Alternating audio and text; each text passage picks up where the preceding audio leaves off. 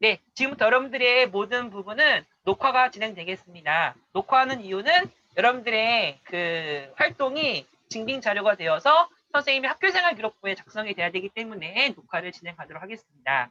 자, 미리 하나 공지하겠는데요. 여러분들한테 한 번 더 기회를 주고 싶은 게 지금부터 학생들이 발표를 진행하는데요. 잠깐만.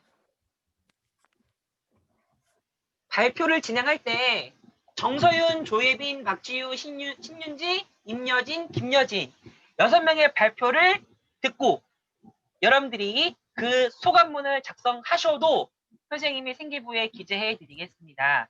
단 제한 시간이 1시간입니다. 우리 초반 수업은 잠시 후에 3시 10분에서 3시 20분 사이에 종료될 건데요. 정확하게 그 끝나는 시간 직후 1시간까지 만약 그렇게 되면 여러분들이 후반 수업은 4시 10분에서 4시 20분까지로 제한을 둘 수 있을 것 같은데요. 선생님의 네이버 메일로 감상문을 작성하시면 선생님이 그 내용을 보내드리겠습니다. 작성하겠습니다. 그래서 여러분들이 1시간 안에 스피드 있게 바로 여러분들이 하시고 여러분 다른 친구들의 그래서 발표를 잘 도울 줄 바라겠습니다. 자, 하나 더 안내하겠는데요. 어제 예고했던 것처럼 발표자가 발표를 할 때 하고 나서 끝나고 이제 격려의 사인을 보내줘야 돼. 3가지가 있는데요. 첫 번째 방식은 박수갈채입니다. 박수갈채. 자, 두 번째는 애니멀 사운드가 있는데요. 이렇게 합니다. 후! 이렇게 소리 내시고요. 그 다음에 아가리라는 게 있는데 아가리는 입으로 내는 박수를 의미합니다. 이게 대동제라고 하는 축제에서 주로 하는 모습인데 아도도도도도도도도도 하는 게 아가리야. 그래서 박수갈채와 애니멀 사운드와 아가리, 아도도도도도를 같이 섞어서 콤비네이션 조합 아시죠? 이렇게 하시면 되겠습니다. 아시겠죠? 이것도 여러분들한테 3초 이상 의무적으로 하도록 하겠습니다. 아, 박지우 왔네요. 자, 그리고 이 발언은 본인이 말할 때는 마이크를 켜시고 본인이 말하지 않을 때는 마이크를 닫아야 모든 학생들한테 말이 이게 메아리 갇힐 겁니다. 아시겠죠? 네, 그러면 지금부터 발표를 시작하도록 하겠습니다. 선생님이 여러분들한테 사전 공지했던 것처럼 발표의 순서는 시기상으로 나누어서 정리해 드렸습니다. 첫 번째 발표는 우리 정서윤 학생의 발표를 진행하겠는데요. 임진왜란과 정유재랑 관련한 모습을 알려드리겠습니다. 많은 학생들이 대부분 알고 있기 때문에 쌤 생각에는 서윤이가 사실 자체를 자세히 설명하기보다는 자신의 생각이나 학생들한테 알리고 싶은 내용들 위주로 하는 게 좋을 것 같습니다. 아시겠죠? 네, 그럼 지금부터 서윤이 시작하겠습니다. 시작해 주세요.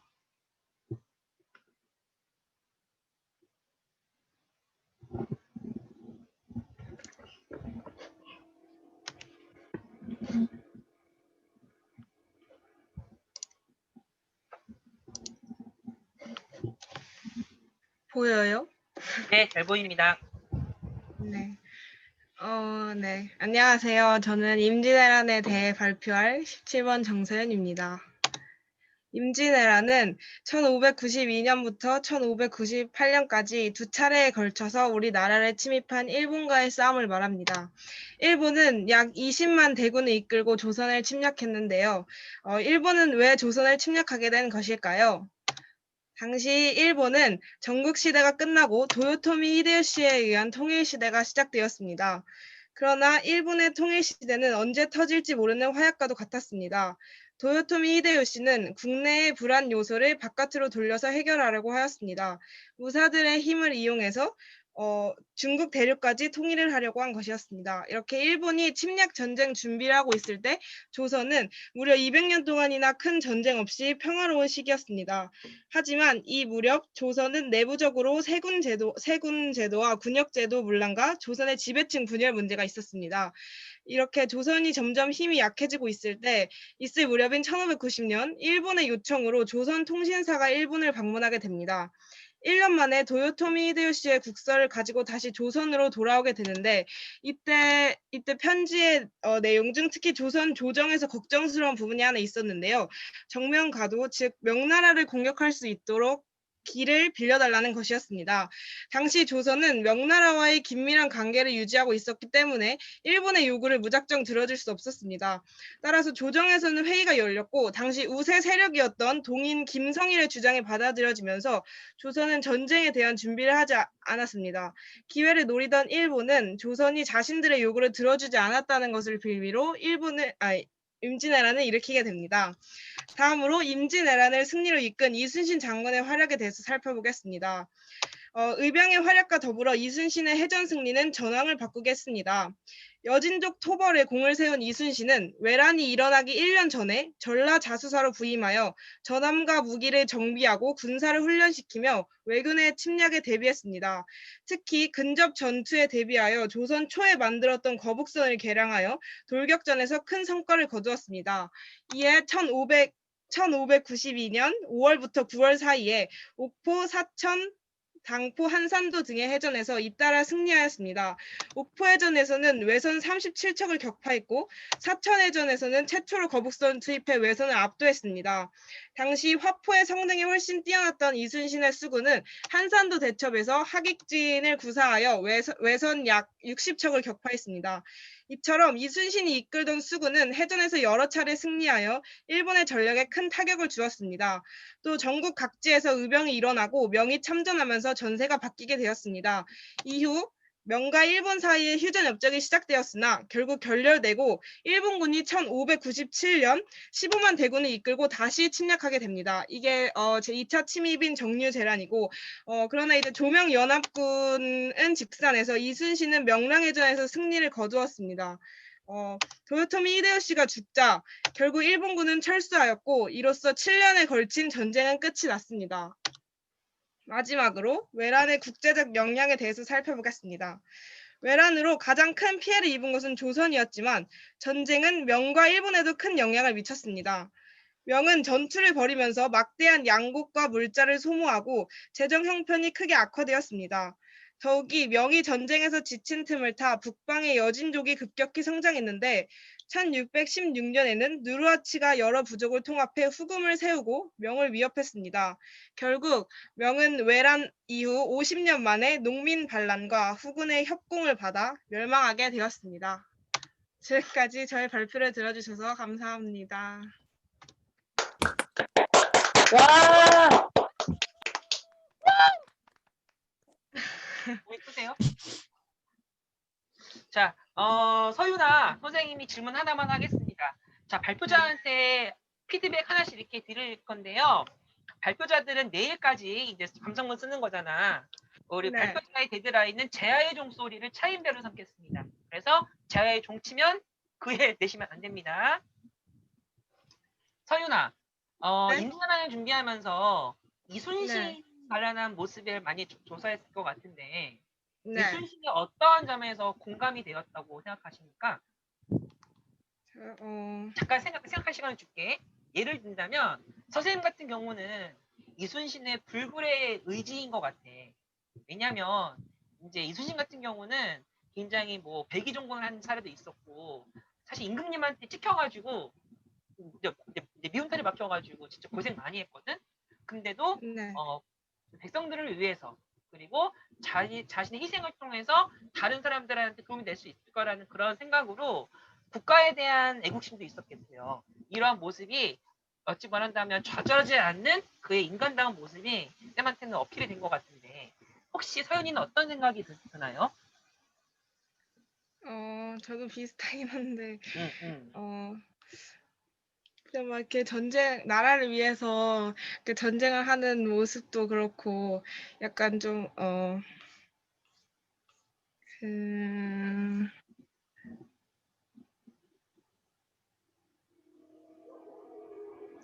나라를 위한 그런 충성심이 좀,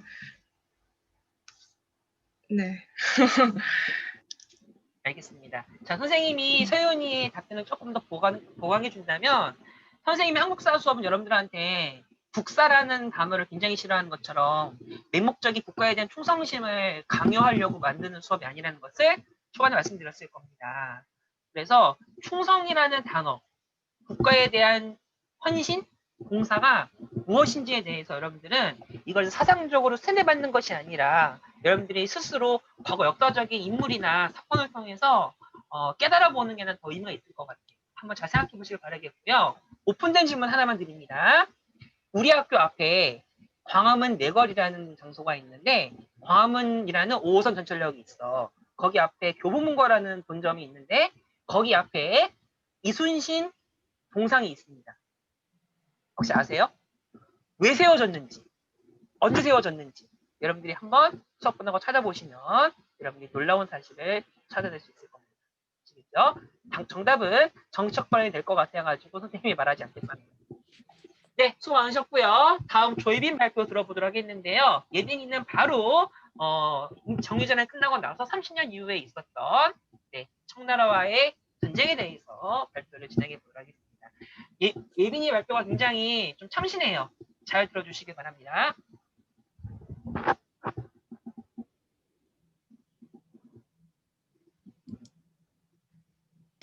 안녕하세요. 병자호란을 통해 배우는 위기 상황의 리더십에 대해서 발표할 조예빈입니다. 우선 병자호란의 전개 과정에 대해 간략히 설명드리겠습니다.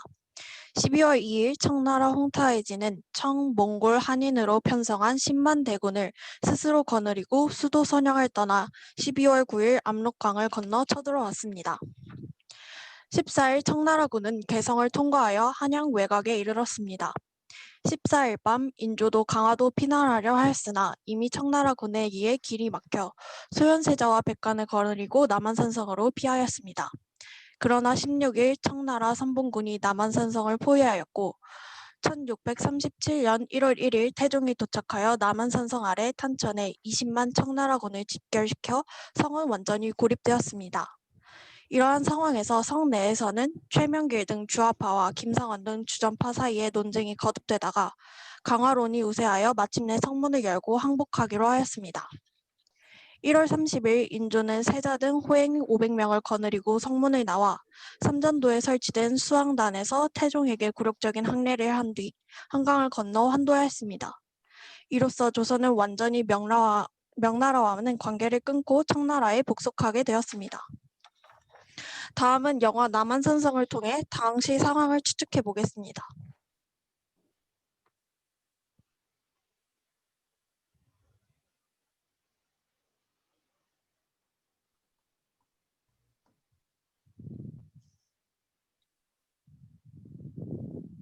네, 소리가 나오지 않습니다. 잠깐 파워포인트 공유를 끄고 인터넷 화면으로 공유를 해봐. 그러면 될 거야. 공유 잠깐 끄고요.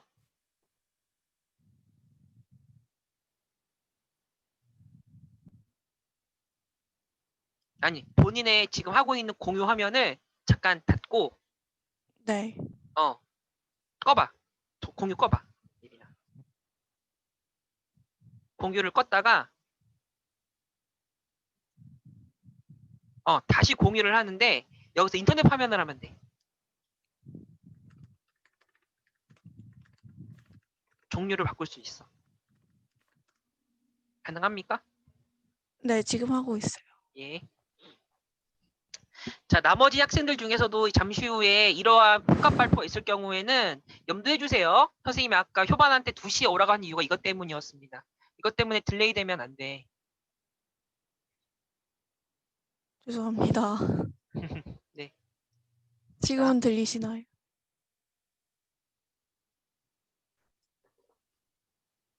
소리가 안 나오는데요.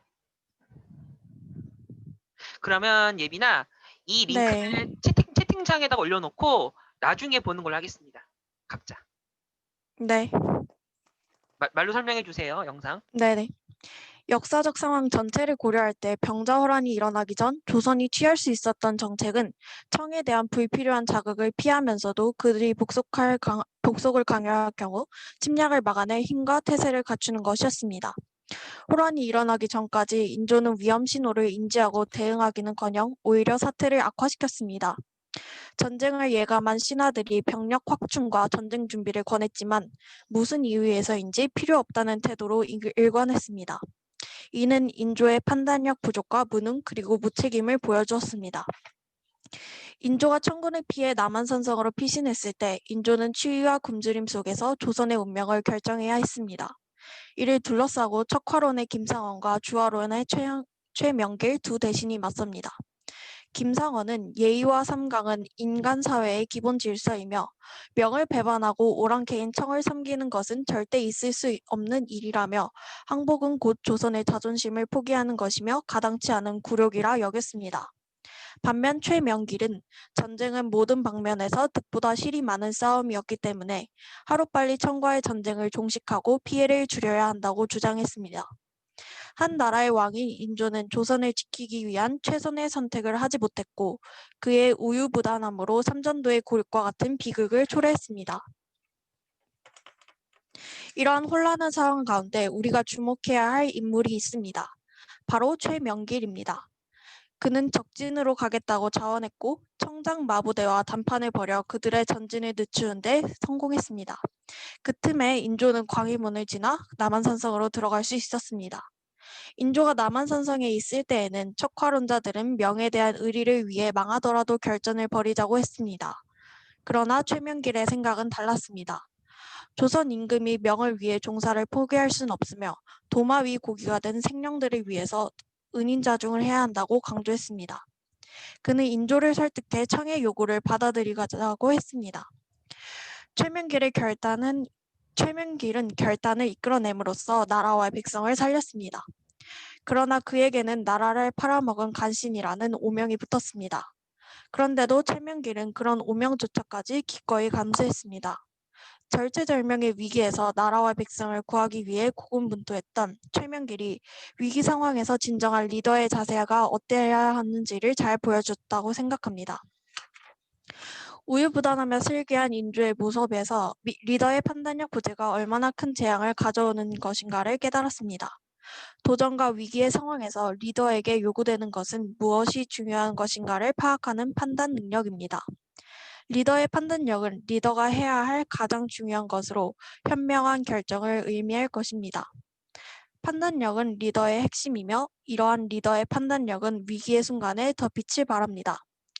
코로나 팬데믹으로 인한 위기의 시대를 살아가는 여러분은 리더로서의 판단력과 결단력이 있는 사람인지 생각해보는 계기가 되었으면 좋겠습니다. 감사합니다. 박수. 오. 와우! 아가리 하세요. 와우! 정말 아가리. 예. 여러분들이 병자호란에 대해서 이렇게 그동안 공부하시면서 어쩌면 중학교 때 광해군의 중기배교, 인조의 판단, 이때 서인과 북인의 그러한 그 갈등 관계만 공부했지 최명길과 김성원의 입장에 대해서 여러분들이 깊게 고민하지는 않았을 거라 생각합니다. 그래서 예빈이의 이러한 그런 본인의 생각을 발표한 것이 굉장히 의미 있었고 여러분들도 앞으로 다른 사건을 통해서 공부하실 때도 이러한 의미를 가지면서 공부하시길 바랍니다. 네, 예빈아 화면 공유 꺼주세요. 네. 예빈이 생각 자체가 있어서 선생님이 더 이상 안 해도 될 것 같습니다. 네, 고생 많으셨고요. 다음은 이제 시계를 벗어나서 현대사로 넘어가 보도록 하겠습니다. 현대사 보시게 되면 우리 박지우가 먼저 6.25 전쟁을 발표를 해야 되는데 지우야 준비됐습니까? 말해주세요, 지우야. 안 들려? 네. 네, 가능합니까? 그럼 바로 지우야 발표를 들어보도록 하겠습니다. 자, 지우야 발표할 때 학생들이 6.25 전쟁의 과정은 거의 대부분 다 알 거야. 그래서 간략하게 과정을 설명하고 본인의 생각이나 평가에 대한 부분을 좀 부각시키는 게 좋을 것 같습니다. 알겠죠? 네, 시작하세요. 이거 안 돼요. 잠시만요. 지우 맞네.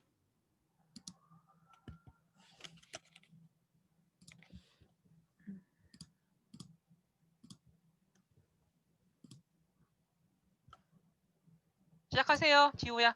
화면 공유하시고. 이거 어떻게 하는지 모르겠는데요. 자, 그럼 일단은 지우야, 선생님이 다음 좀 더 기회 줄 테니까 다른 사람 하는 걸 보고 판단해. 그래서 일부러 아까 내가 2시 오라고 한 건데. 알겠습니다. 자, 그러면 바로 윤지, 신윤지부터 먼저 하도록 하겠습니다. 지우야, 윤지하는 거 잘 봐. 우리 윤지가 발표하는 부분은 4.19 혁명에 대한 과정과 평가가 되겠는데요. 마찬가지로 여러분들이 4.19 혁명의 과정은 거의 다 아실 겁니다. 평가에 대해서는 선생님이 말을 많이 아꼈는데 여러분들이 이번 윤지 발표를 통해서 함께 고민해 봤으면 좋겠습니다. 윤지도 마찬가지로 본인의 생각이나 역사적 평가에 대한 것을 안내하는 것을 위주로 부과시키면 좋을 것 같아요. 네, 시작해 주세요. 안녕하세요. 민주주의에 대한 갈망 4.19 혁명에 대하여 발표할 신윤지입니다. 앞서 저는 저희 이번 기말고사 범위에 있었던 4.19 혁명에 대하여 간략하게 소개하고 이 사건에 대한 저의 평가를 발표해 보려고 합니다. 먼저 4.19 혁명의 배경은 이승만 정권의 반공 독재와 경제 침체, 그리고 3.15 부정선거, 김주열 열사의 최루탄으로 인한 사망을 주된 배경이라고 할 수 있습니다.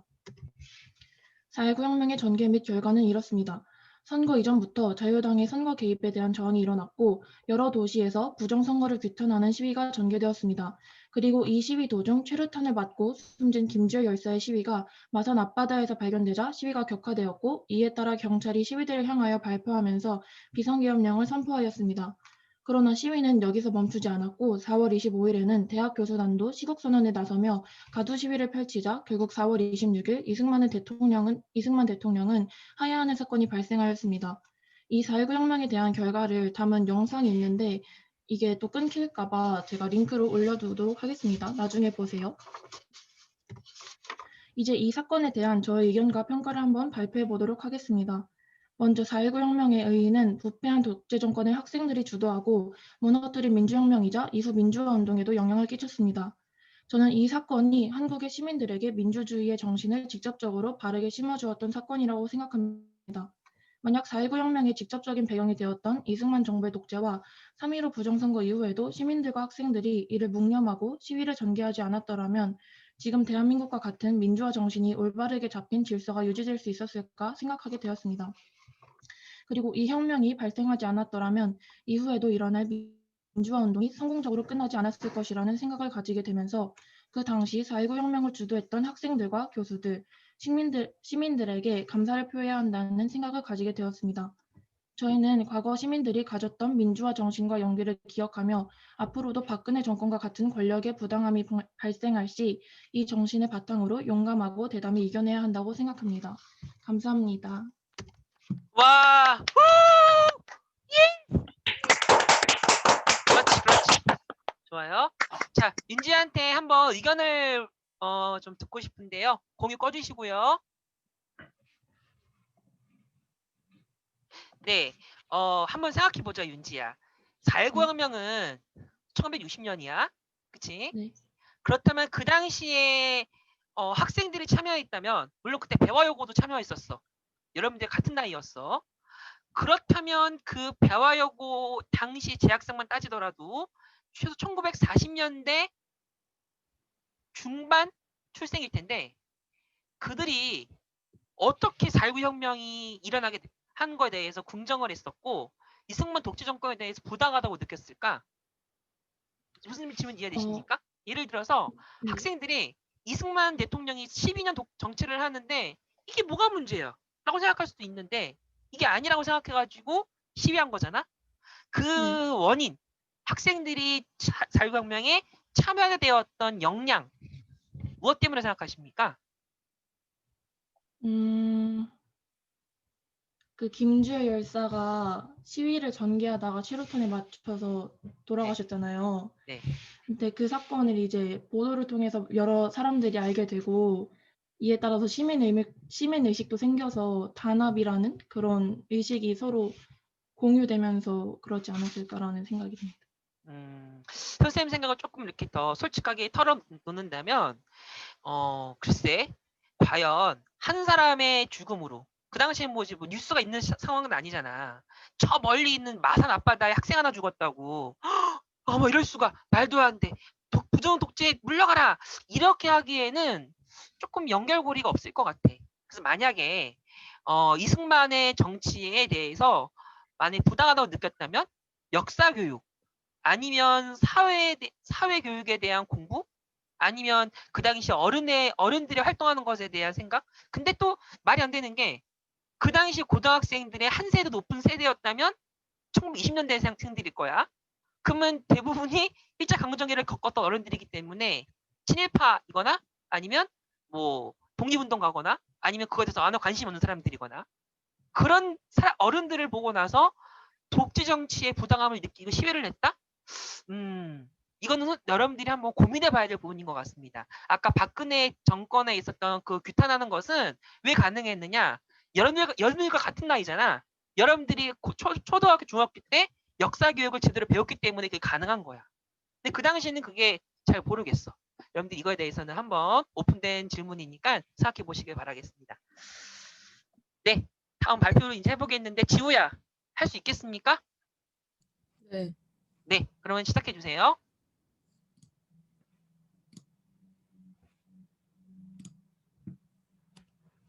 되고 있는 거예요? 네.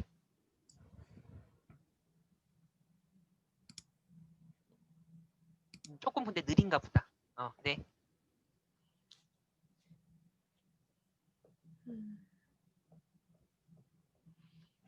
시작하세요. 안녕하세요. 6.25 전쟁 전개 과정을 소개할 박지호입니다. 일단 6.25 전쟁에 대해 모르는 사람은 없을 것 같습니다. 이번 시험 범위에도 들어갔던 전쟁인데요. 일단 6.25 전쟁이 무엇인지부터 설명을 하겠습니다. 6.25 전쟁은 1950년도 6월 25일 새벽경에 북한 공산군이 남북 군사분계선이던 38선 전역에 불법 남침함으로써 일어나게 된 한국 전쟁입니다. 6.25 전쟁의 배경으로는 1945년 8월 15일 일본으로부터 독립한 우리나라는 북위 38도선을 경계로 남과 북에 미국과 소련이 진주하면서 분단이 되었는데요. 소련의 지원과 지지로 북한군의 1950년도 6월 25일 새벽을 기점으로 서해안을 시작으로 동해안에 이르는 38선의 전역에 걸쳐 기습 공격을 했습니다.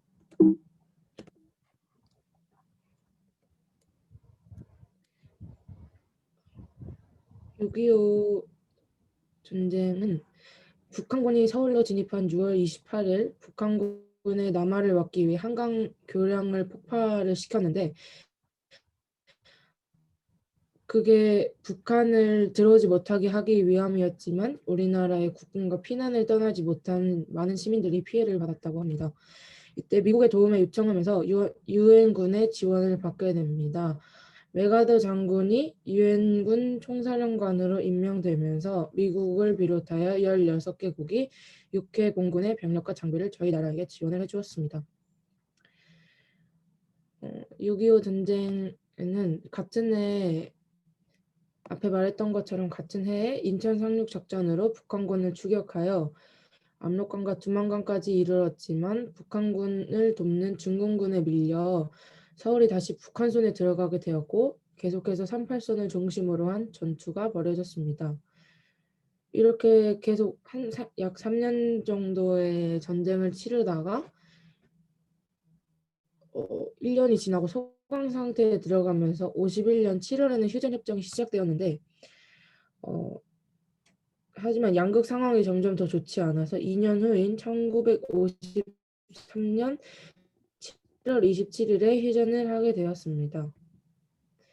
6.25로 인한 피해는 엄청나게 컸는데요. 군인은 약 78만 명, 민간인은 100만 명, 국가 재산에는 철도, 도로, 항만 등 60% 이상이 파괴되었고 수만 명의 이산 가족이 발생되었고 전쟁 고아 등도 많은 숫자로 발생이 되었다고 합니다. 끝입니다. 와, 후! 자, 다시 풀어주시고. 자, 선생님 지우한테도 감상문 쓰는 포인트를 좀 잡아주기 위해서 질문을 하나만 하고 싶습니다. 선생님이 저번 11월 달에 6.25 전쟁 수업하면서 물어봤던 질문이랑 같은 내용이거든? 한번 잘 생각해 봅시다. 6.25 전쟁 결과 수백만 명 이상의 이산 가족이 발생했잖아. 그치?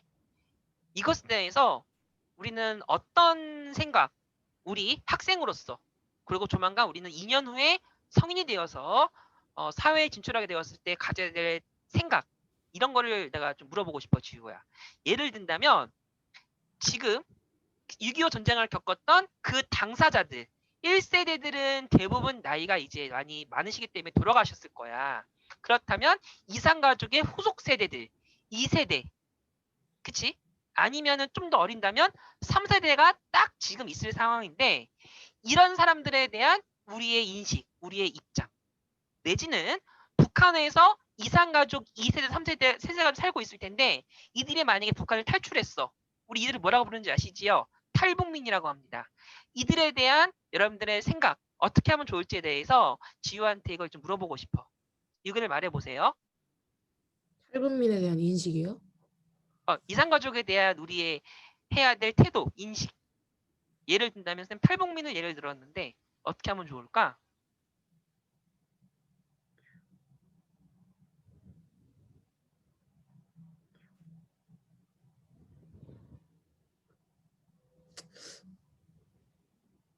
북한이랑 잘 해가지고 만나게 해야 되지 않을까요? 북한이랑 어떻게 잘했으면 좋겠어요? 김정은이랑 사이가 좋아진 다음에 그럼 예를 들어서 그 알아? 저번 10월 달인가 9월 달에 우리나라에서 어떤 공무원이 강화도에 헤엄쳐가지고 북한으로 갔어.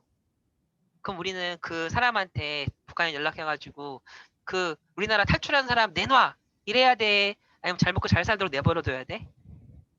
왜 갔는데요? 그러니까 우리나라의 공무원이 원래 저기 탈북민이었는데 우리나라에서 살다가 싫어가지고 다시 북한 다시 도로 돌아갔어. 수영해서 갔거든? 어떻게 생각하세요? 그 사람이 가고 싶어서 간 거 아닌가요? 그렇기도 한데 사실 범죄자였어. 범죄자면 다시 데려와서 감옥에 넣어야 되지 않을까요? 맞아. 재판은 제대로 해줘야지. 맞아. 여러분들한테 이런 질문하는 이유는 그렇습니다. 탈북민에 대해서 우리가 가져야 될 것이 편견, 선입견 버려야 된다 생각해.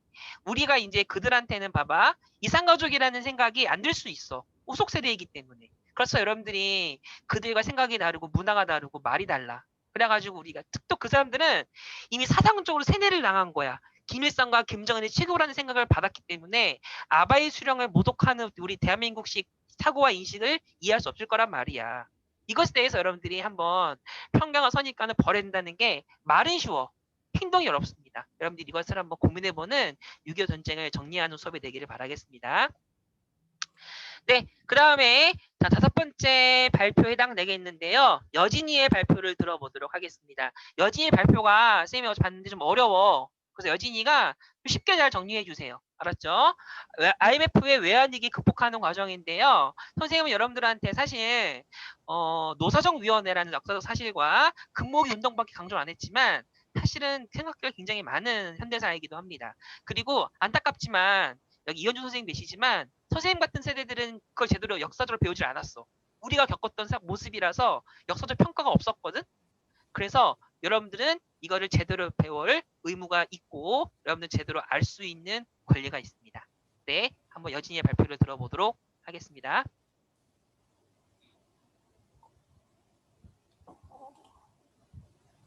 고! 고고고!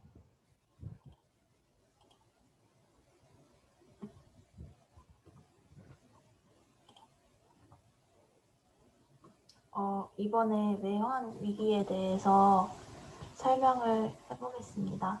근데 이게 사실적으로는 역사적 사실이기는 한데 경제랑 굉장히 연관이 많이 되어 있어서 경제적 측면부터 먼저 말을 하고 시작할 거라 갖고 혹시 당장에 약간 조금 이해가 안 간다 싶은 게 있으면은 말씀을 해주시거나 아니면 채팅창으로 쳐주셔도 좋을 것 같아요.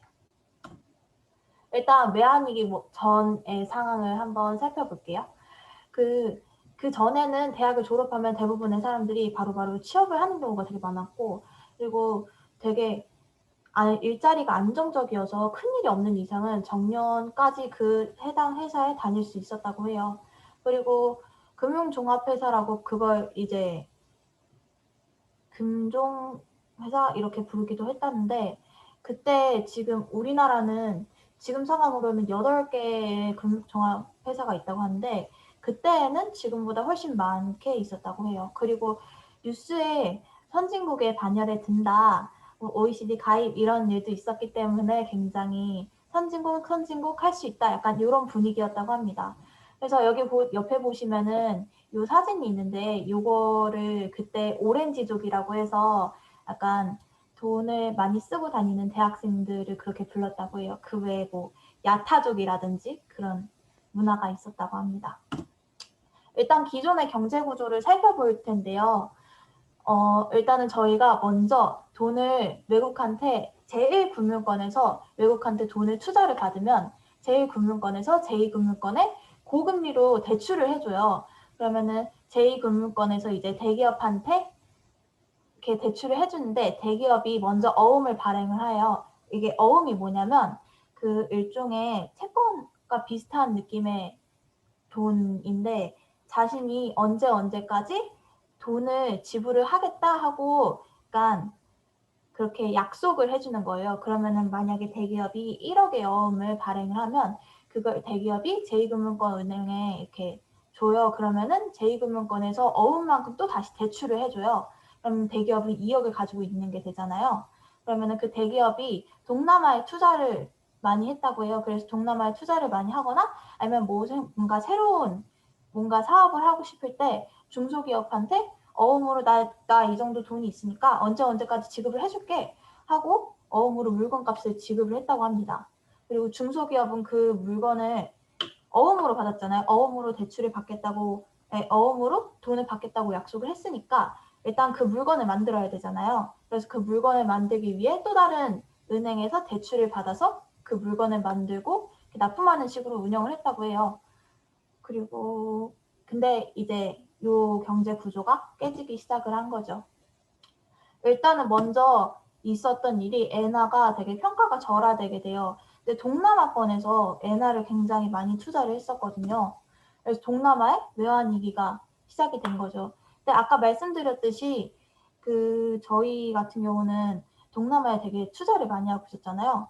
그것도 있었고 그리고 외국에서 일단 동남아랑 저희 나라랑 굉장히 가까이 붙어 있다 보니까 굉장히 이게 위협감이 많이 들었다고 해요. 그래서 외국에서 제1금융권에 투자금을 다시 달라라고 하는 요구가 빗발치게 되고 제1금융권은 그 투자금 받은 걸로 제2금융권한테 돈을 빌려줬잖아요.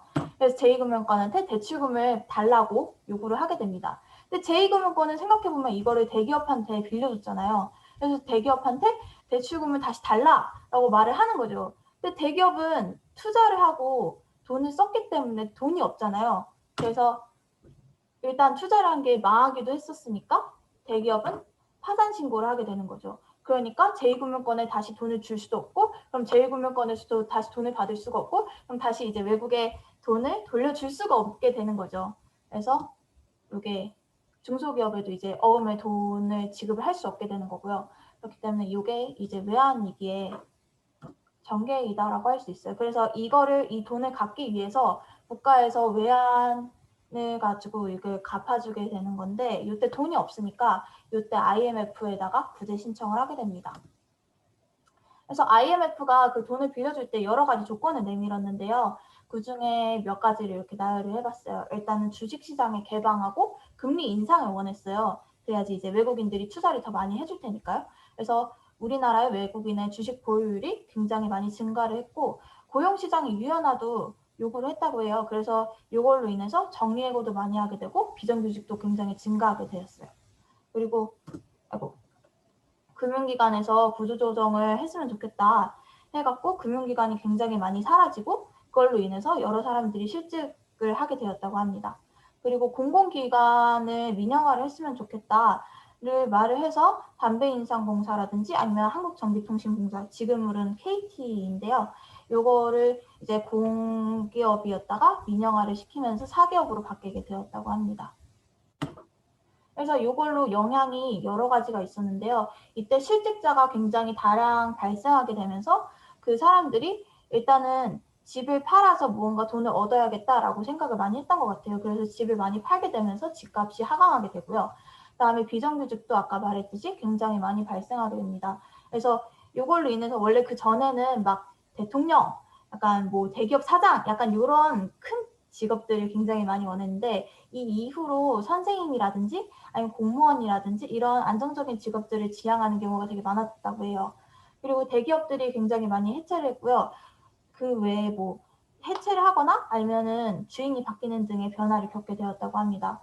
그리고 일단 아까 말했듯이 실직자도 많이 발생하고 비정규직도 굉장히 많이 발생했다고 했잖아요. 그래서 자살률이 많이 오르게 되었다고 해요. 그래서 요거를 극복하기 위해서 실행한 운동이 저희가 배웠듯이 근무기 운동인데 1998년 1월 5일에 시작을 했고요. 그리고 처음에는 KBS에서 시작해서 끝에는 농협에서 이거를 이어서 전개를 했다고 합니다.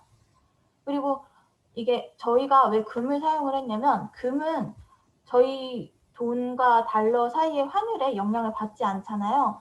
그래서 금을 많이 사용을 했다고 하고 총체적으로 21억 3천 달러에 해당하는 227톤의 금이 모였다고 합니다. 이거를 평균적으로 따져보면 한 가구당 65g을 이렇게 기부를 한 거라고 해요. 그래서 결론적으로 3년 빠른 2001년에 저희가 IMF에서 빌린 돈을 모두 갚게 되었습니다. 그래서 이거에 대한 제 생각을 조금씩 정리를 해봤는데요. 이게 솔직히 그 구조, 저희가 과도한 대출을 하면서 그 구조가 무너지게 된 거잖아요. 그래서 이거에 대해서 굉장히 이 이후에 굉장히 사람들이 대출을 받는 경우가 적어졌다고 해요. 그래서 이거에 대해서 약간 굉장히 이렇게 무너지게 된 구조에 대해서 굉장히 아쉬웠다고 생각을 했고, 그리고 이게 국가에서 계속 규제를 잘 안 하다 보니까 이런 일이 생긴 거잖아요. 그래서 국가에서 계속 규제했으면은 더 좋지 않았을까라고 생각을 했습니다. 그리고 이때 제가 아까 말씀드렸듯이 자살률이 굉장히 올랐다고 했잖아요. 그래서 만약에 이런 때 상담센터라든지 아니면 기초생활보장제도가 있었다면 자살하는 사람들이 많이 줄지 않았을까라고 생각을 하게 되었고요. 그다음에 근무기 운동 아까 보셨는데 어려울 때 저희가 힘을 모아서 극복을 한 거잖아요. 그래서 대단하다고 생각했고 만약에 제가 이때 사람이었다면 저도 금을 많이 냈을까라는 의문을 가지게 되었습니다. 그리고 이게 IMF가 저희가 차입금을 다 상환을 하기는 했지만 솔직히 아직도 영향이 어느 정도 있잖아요. 그 전에처럼은 돌아가지 못했으니까 지금 보면 비정규직도 많고 그다음에 사회계층의 양극화 현상이 이때 되게 심해진 거였는데 아직 저희가 이게 해결된 문제가 아니잖아요. 그래서 이런 문제는 계속 해결해 나가려고 뭔가 또 새로운 정책을 펴야 한다고 생각을 했습니다. 감사합니다. 다들 와 하세요. 자, 굉장히 인상 깊은 발표였는데 쉬운 내용은 아니라고 생각합니다. 네, 여진이가 본 생각을 잘 말했기 때문에 선생님이 더 이상 코멘트를 여진한테 하지는 않겠는데요. 자, 팁을 줄게. 여러분들 이번 시험 범위 공부하면서 2008년에 임기가 시작되었던 이명박 대통령을 배웠을 겁니다. 우리 슬로건 뭐가 있었지? 이명박 대통령의 슬로건이 경제 대통령이었어. 왜 경제를 내세웠다고? 그 전에 미국에서 시작되었었던 경제 위기 때문에 우리나라를 회생하기 위한 방법이었잖아. 그 원인 무엇이었을까요? 우리가 제대로 안 배웠습니다. 왜?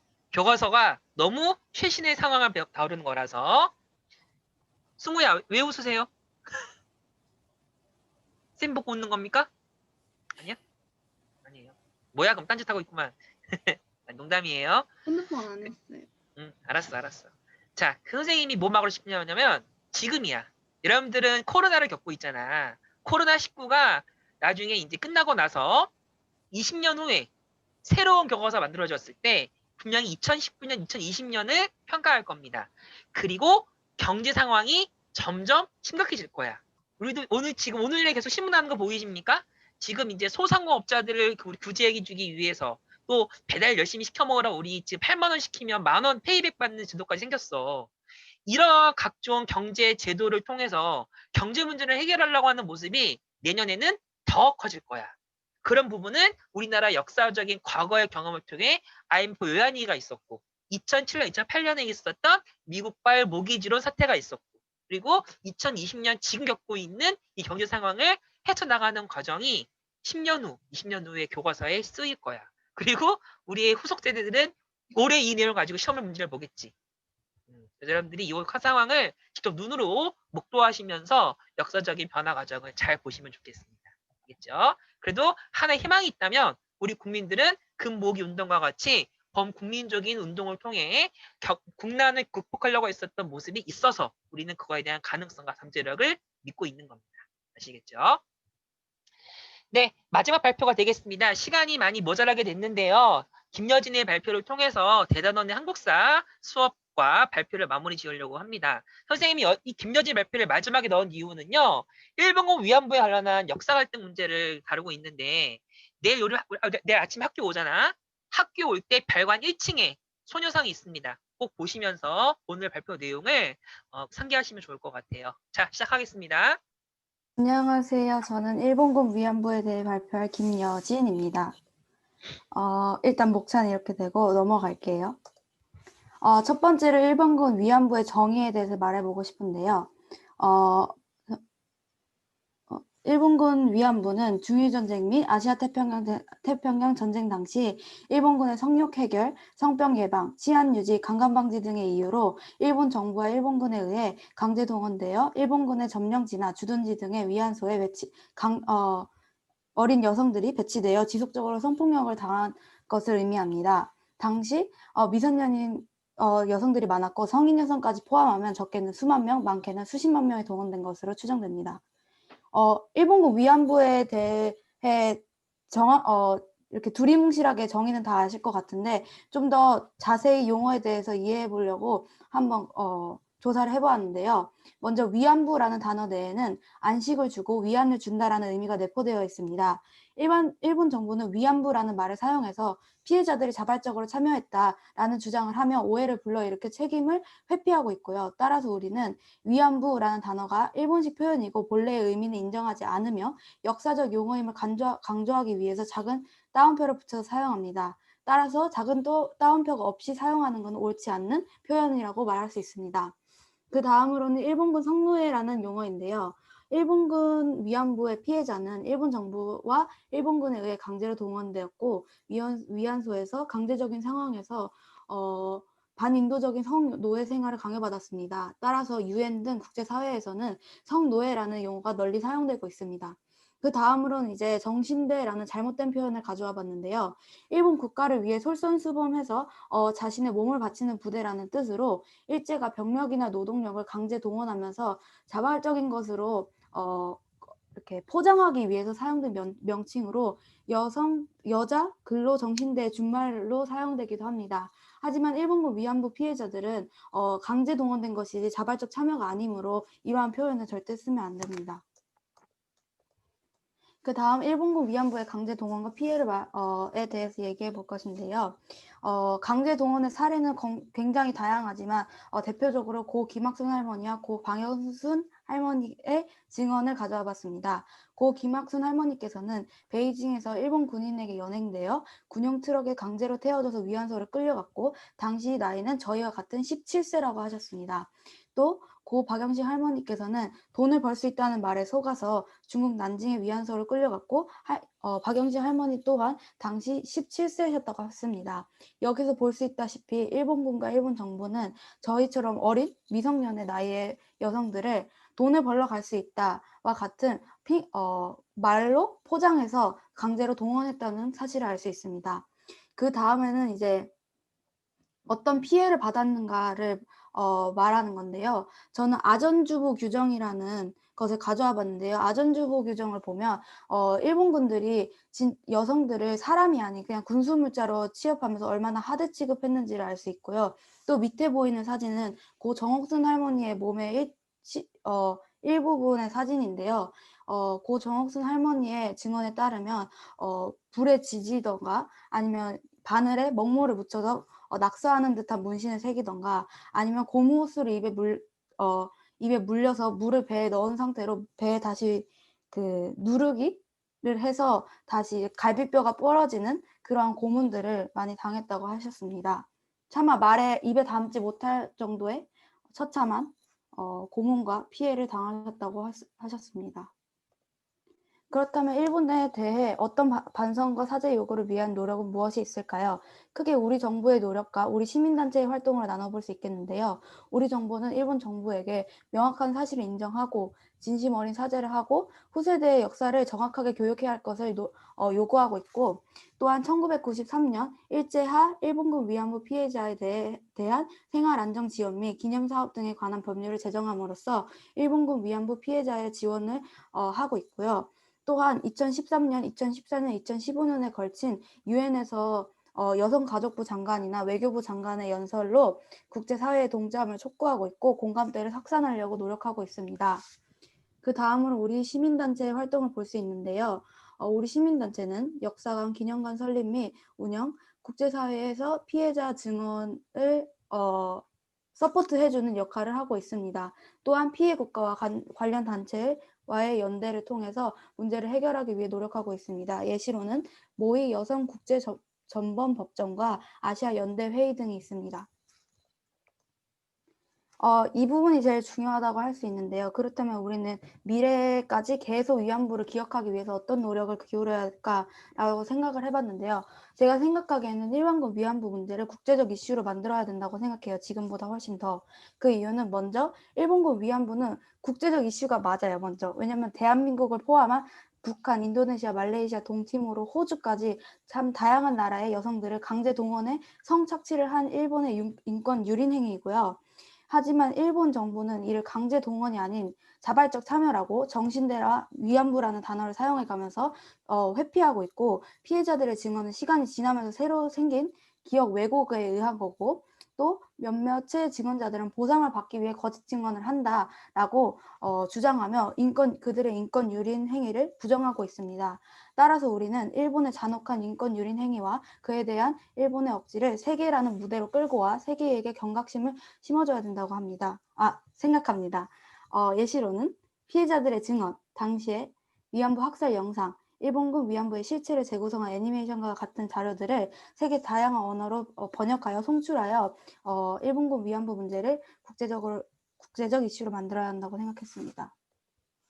그 다음은 플러스 아이디어인데요. 일본군 위안부 관련 자료가 유네스코 세계기록유산에 등재돼야 된다라고 저는 생각했어요. 일단 그 등재 기준에 대해서 저는 먼저 조사를 해봤는데요. 유네스코 세계기록유산의 등재 기준은 일국 문화의 경계를 넘어 세계의 역사에 중요한 영향을 끼쳐 세계적인 중요성을 갖거나 세계사의 특정 시점에서 세계를 이해할 수 있도록 두드러지게 이바지한 경우 선정이 된다고 합니다. 근데 일본군 위안부 관련 자료는 당시 일본이 전 세계 다양한 국가들에게 저지른 인권 유린 행위로 인간의 기본 권리를 침해한 기록물들로 유네스코 세계기록유산 등재 기준 중 세계적인 중요성에 충족하고 당시 세계의 역사 중 일본의 만행을 보여주고 있기 때문에 유네스코 세계기록유산에 등재돼야 마땅하다고 생각했습니다. 안타깝게도 중국이 위안부 문제를 세계기록유산에 등재시키려고 했지만 일본의 강한 반발로 현재는 보류되었다고 합니다. 감사합니다. 네, 수고하셨습니다. 선생님이 그 여진이의 발표를 조금 보완한다면 선생님이 지금 채팅방에다가 링크 보내줄게. 선생님이 직접 난징에 다녀와서 난징에 있는 일본군 위안부 기념관을 다녀왔습니다.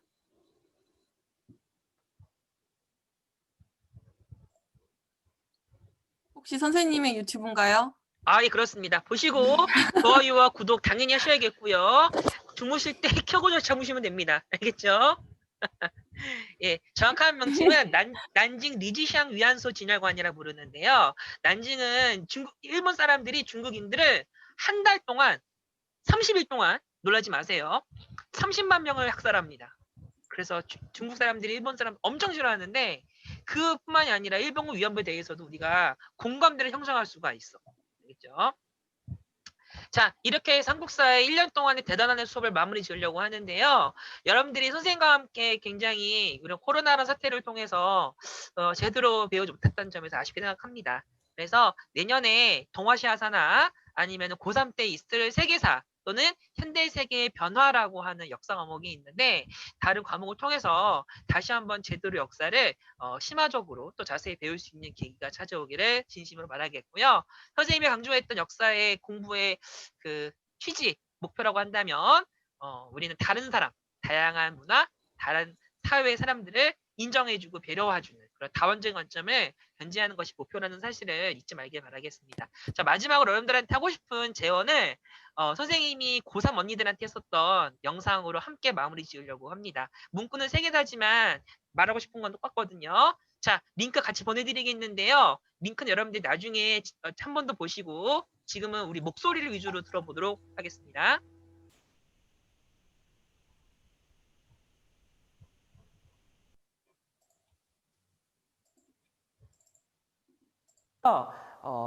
이양하라고 합니다. 여러분들한테 위해서 기말고사 질문들을 토대로 해서 기말고사를 대비하기 위한 답변으로 강의를 마무리 지었습니다. 여러분들한테 사실 오늘 강의가 마지막 수업이 될 것 같아서요. 여러분들한테 인사를 드리면서 이양하라고 하는 수필가의 그 문구 하나를 따와서 여러분들한테 안내해 드릴까 합니다. 네, 여러분들이 요즘에 그 수필이 수능 완성에 출제되는 지문이라고 하더라고요. 사실 선생님 같은 경우는 이거 고등학교 2학년 때 2003년에 그 나정수라고 하는 이제 그 문학 선생님께서 수업 시간에 마지막 멘트를 하셨던 말씀이 이제 기억이 나서 이렇게 알려드리는 겁니다. 네, 나무를 굉장히 좋아하는 수필가였는데요. 소나무는 진달래를 내려다보되 깔보는 일이 없고 진달래는 소나무를 우러다보되 부러워하는 일 없다. 그래서 소나무는 소나무대로, 진달래는 진달래대로 만족하라는 말을 하고 있습니다. 여러분들이 배워야자 고등학교라는 이 공간에서 주변 친구들과 함께 이제 같이 밥 먹고, 같이 공부하고, 또 같이 이렇게 자기도 하고, 이러한 이제 똑같은 생활을 보내왔지만, 이제 여러분들이 다가올 수능, 그리고 대학을 통해서 나중에 대학을 졸업하고 나서 각각의 사회생활, 뭐 직장생활, 아니면 뭐 가정생활을 꾸리게 되면서 서로가 다른 길을 걸어갈 것을 생각이 듭니다. 자, 그렇다면 여러분들은 이제 그러한 이제 남들과의 다른 삶을 다른 환경에 처하게 되는 그 첫 번째 갈림길이 되는 것이 수능이 되지 않을까 생각이 들어서 여러분들이 이제 어찌 보면 수능을 통해서 나타나지는 결과 그리고 대학이라는 타이틀을 갖고 나서의 결과를 통해 여러분들이 경계해야 될 점을 말씀드리고 싶은 거예요. 남들과 다른 대학을 갔다고 해서 남들과 다른 사회생활을 한다고 해서 여러분들은 나보다 아랫사람 상대적으로 나보다 대학을 못 갔다고 해서 그 친구들, 그 오빠, 언니, 그 후배 사람들에 대해서 절대로 깔보지 마시고 또 자만하지 마시고 반대로 그렇지 못했다고 해서 나보다 잘 나가는 사람들이 많다고 해서 절대 그들한테 열등감을 갖고 좌절감을 갖고 인생을 포기하지 말아라 라고 하고 싶은 말이 사실은 선생님이 하고 싶은 결론이기도 합니다.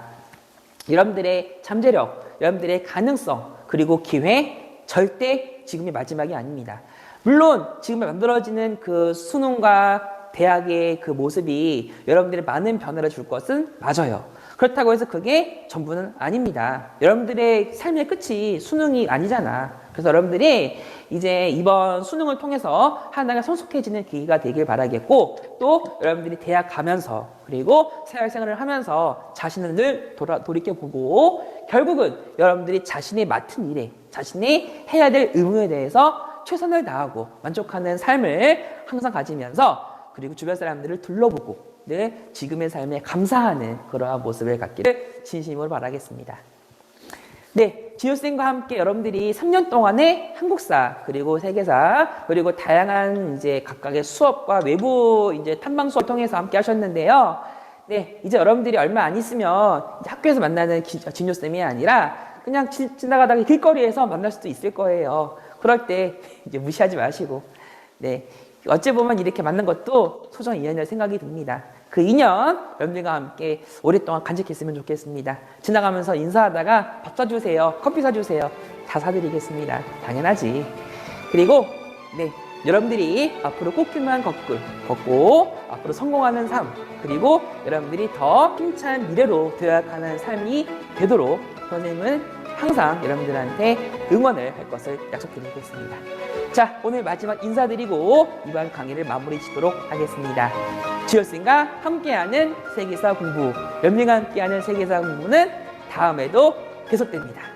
여러분들 그동안 공부하느라 수고 많으셨습니다.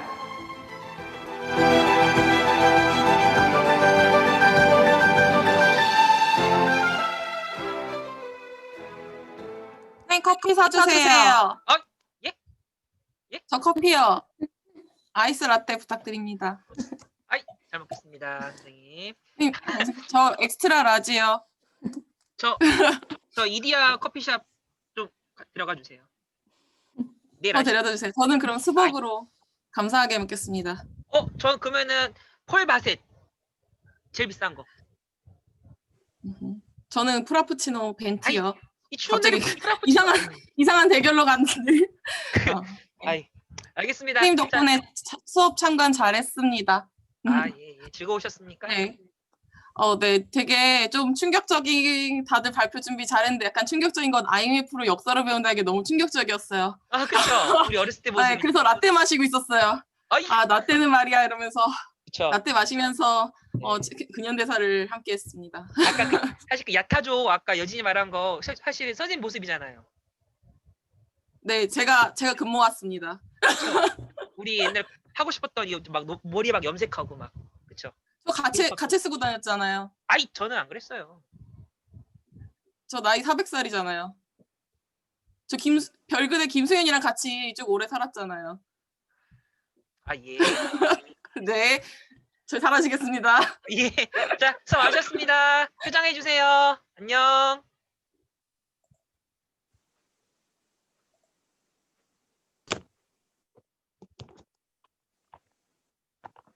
수고하셨어요. 네. 자, 우리 잠시 후에 정반 시작하겠습니다. 선생님 감사합니다. 네, 고생하셨습니다.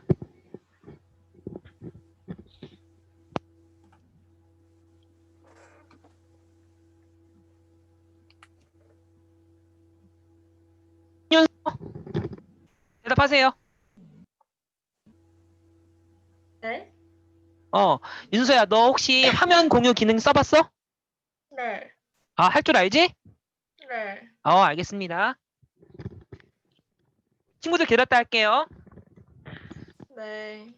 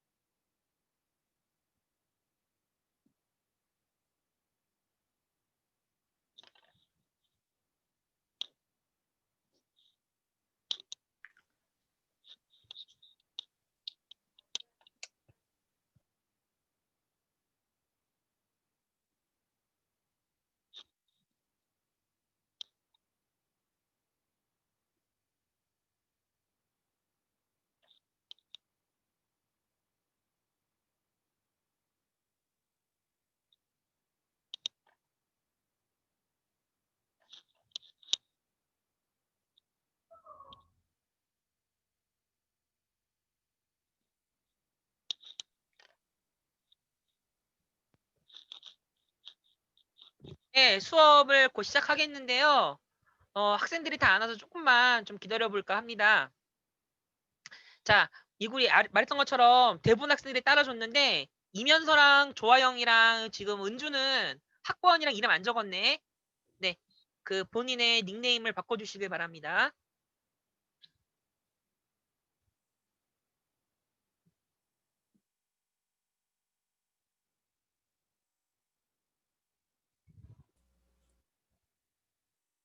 자, 그리고 미리 안내하는데요. 지금 이 여기 수업에 가반 학생들은 없고 평반 학생이나 초반 학생이 입장할 수 있어. 왜냐하면 이 학생들이 오늘 이 수업을 방금까지 못 들어가지고 다른 반 강의를 보강을 하고 있는 거거든. 만약에 이 수업 정반 학생이 정반 수업을 못 들으면 방법이 없어. 이 학생들은 따로 내일이나 다음 주 월요일 날 이렇게 방을 만들고 우리가 지금 하는 내용을 지금 선생님 녹화하고 있는데 이 영상을 봐야 됩니다. 네, 아무도 우리 정반 학생들은 보강하는 경우가 없기를 바랍니다. 자, 그리고 미리 안내하겠는데요. 본인의 얼굴이 이렇게 알려지는 게 불편한 학생은 마스크 써도 됩니다. 선생님 여러분들한테 마스크 쓸 수 있게끔 하려고 일부러 학번이랑 이름 쓰게 한 거니까 만약 부담되시면 마스크 쓰세요. 네, 사실 선생님이 좀 어색한 게 여러분들 얼굴을 지금 다 처음 보는 거라서 야, 내년에 진짜 여러분들 나 복도 지나가다가 진호쌤 하이는 할 일 없지. 안녕하세요 했는데 나 못 알아볼 것 같아. 염려되네요.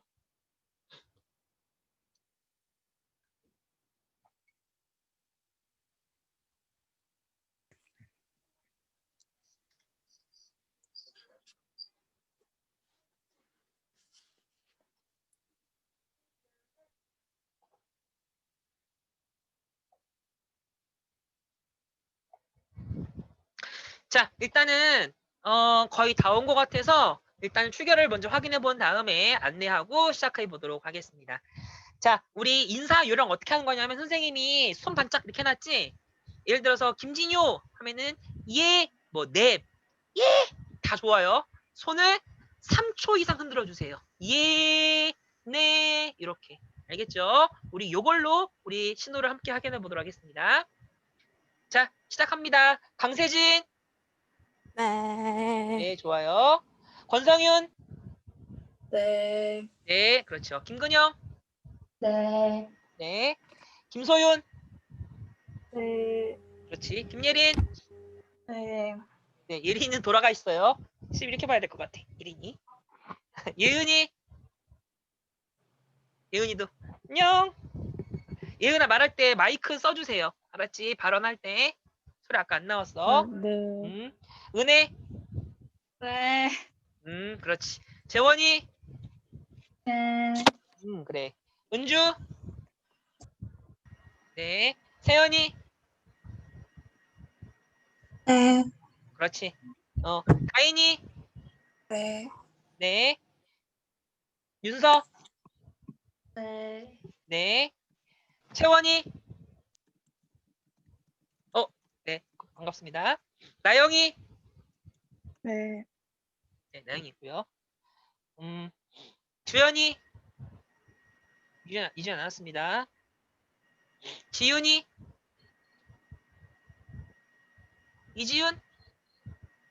네. 네, 안 보였어요. 네. 현서. 네. 그렇지. 혜린이. 네. 아영이. 네. 네. 지혜. 네. 혜빈이. 네. 그렇습니다. 쌤 혹시 호명 안 한 학생 있나요? 다 왔죠. 지혜는 근데 배경이 약간 스튜디오에서 볼 법한 특수 촬영을 하기 위한 장치로 보이는데 맞습니까? 이거 가상 배경 설정해 놓은 거예요. 아, 그래. 쌤이 일부러 가상 배경을 안 하려고 이렇게 서재를 꾸며가지고 하고 있는데요. 쌤이 책드립니다.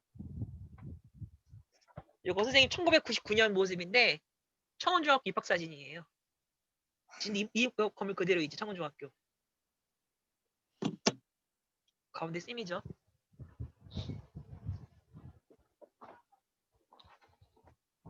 자, 우리 발표 이제 오늘 2명 진행하는데요. 여러분들한테 함께 한국사 수업을 하면서 적극적인 여러분들의 수업 참여를 많이 하고 싶었으나 아시다시피 코로나19로 인해서 많이 못했던 점이 안타까워서 오늘 2명의 학생을 통해서 정반의 참여 학습을 좀 이렇게 유도해 볼까 합니다. 네, 혹시라도 우리가 다음에 동아시아사나 세계사 때 선생님을 다시 만나게 되면 그때 여러분들이 더 적극적인 참여를 할 수 있도록 더 지도하도록 노력해 보겠습니다. 자, 이따 발표를 진행할 건데, 자, 한 번 더 기회를 줄게. 여러분들이 이따가 윤서랑 근영의 발표를 듣고 우리 줌 수업이 끝나는 시점부터 1시간 동안 잠깐만 1시간 동안에 발표에 대한 내용, 본인의 생각, 감상, 소감을 작성하셔서 1시간 안에 선생님 메일로 보내면 선생님이 그 내용을 생기부에 적어드릴게요. 딱 1시간입니다. 알겠죠, 여러분들? 그래서 오늘 윤서와 근영의 발표를 잘 들어주길 바라겠고요. 선생님이 윤서랑 근영한테도 발표 끝나고 나서 하나씩 추가 질문을 더 할 거야. 그래서 윤서랑 근영에게 답변을 할 텐데 물론 질문이 굉장히 어려울 겁니다. 물론 정답이 있는 질문도 아니야, 사실은. 그래서 긴장하세요, 근영아. 그래서 그런 답변에 대해서 본인의 생각을 써도 돼. 알았죠? 단 제한 시간이 1시간이기 때문에 우리가 아마 우리 정반 끝나는 시간이 4시쯤 될 것 같거든. 그러면은 예를 들어 5시까지는 꼭 선생님 메일로 보내주시면 되겠습니다.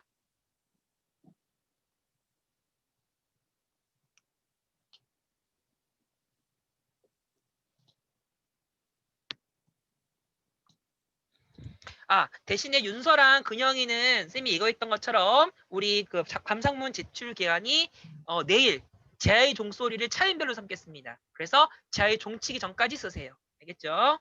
네. 그리고 한 번 더 안내하는데요. 윤서랑 근영이가 발표를 하고 나서 여러분들이 이제 격려와 그 위로의 박수를 이제 해야겠는데 3가지를 안내해 드렸을 겁니다. 자, 보이십니까? 첫 번째 방식이 박수갈채인데요. 박수갈채 이렇게 합니다. 지금 손 보여 안 보여? 안 보이죠? 이렇게 하시고 자, 애니멀 사운드가 있어요. 어떻게 하느냐? 후! 후! 후! 이렇게 소리 내시고 자, 그다음 마지막 아가리가 있습니다. 아가리는 입으로 내는 박수를 의미합니다. 다이나 왜 입을 가려? 근데 본인 할 거예요. 이거를 오늘 4번이나 했더니 목이 가네. 그래서 박수갈채와 애니멀 사운드와 아가리를 합치면 이렇게 윤서와 근영이 발표가 끝나면 3초 이상 소리를 음소거를 해제하고 켜고 하셔야 됩니다. 안 하면 선생님이 적어서 이따가 조혜경 쌤한테 다 일러 바치겠습니다. 알겠죠? 친구 격려 안 했다고요. 불량 학생이라고 꼰지를 거니까 우리 2명의 학생의 발표 끝날 때마다 잘 해주시길 바랍니다. 알겠죠? 네, 그럼 일단 발표를 진행해 보도록 하겠습니다. 자, 먼저 윤서 발표를 먼저 들어보겠는데요. 잠깐만, 미안해. 자, 사실 윤서랑 근영이가 발표가 굉장히 어려워. 왜냐하면은 특히 윤서의 첫 번째 발표 같은 경우는 홍타이즈라는 인물을 발표를 이제 할 예정인데 홍타이즈 처음 들어보시죠? 홍타이즈는 중국 발음으로 만주어 발음으로 아이신 쭈어러 홍타이즈라고 하는 만주어 발음이 있는 중국 황제입니다. 중국어에서는 우리가 청태종 누르와 청태종이라 부르는 사람인데요. 청나라를 건국한 사람으로서 후금은 아니고 청나라인데요. 그래서 명절원을 일으키는 사람이기도 합니다. 근데 이 사람에 관련한 모습과 더불어 전염병 관련한 모습까지 연결지었는데요. 발표가 조금 무겁고 심도 있다 보니까 여러분들이 경청을 잘 하셔야 될 것 같습니다. 아시겠죠? 네, 준비됐습니까? 윤서야? 네. 네, 그럼 지금부터 우리 윤서의 발표를 들어보겠습니다. 나머지 학생 선생님 모두 음소거 시키겠습니다. 시작해 주세요.